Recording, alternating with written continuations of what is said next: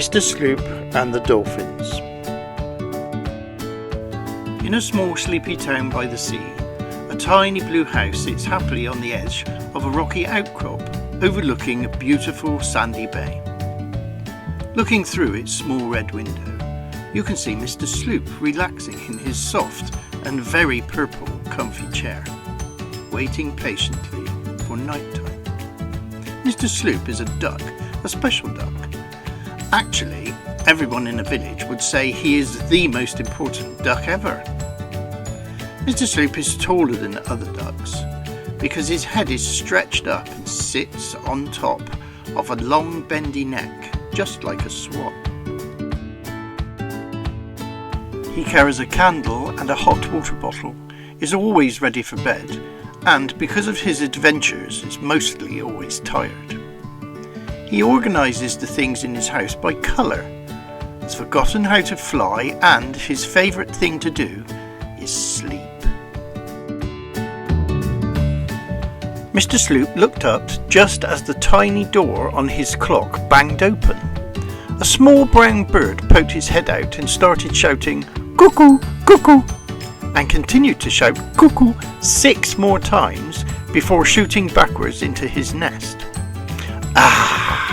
Bedtime, said Mr. Sloop. His most favourite part of the day had arrived. Mr. Sloop moved towards the window to pull the curtain shut. He looked through the window and was quite startled. "Wait a minute," he said. "Where's the dog?"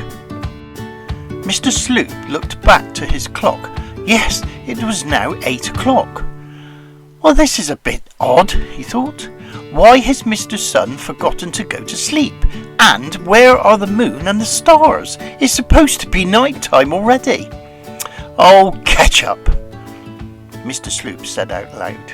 Mr. Sloop says ketchup whenever he gets upset, which is quite a lot. Mr. Sloop decided to go outside and investigate for himself. So opening his front door, he stretched his neck until his head was completely outside. Yes, Mr. Sun was definitely still shining, and Mr. Sloop definitely didn't like it. What he did like, however, was night time. Mr. Sloop's warm bed is a place he feels most safe.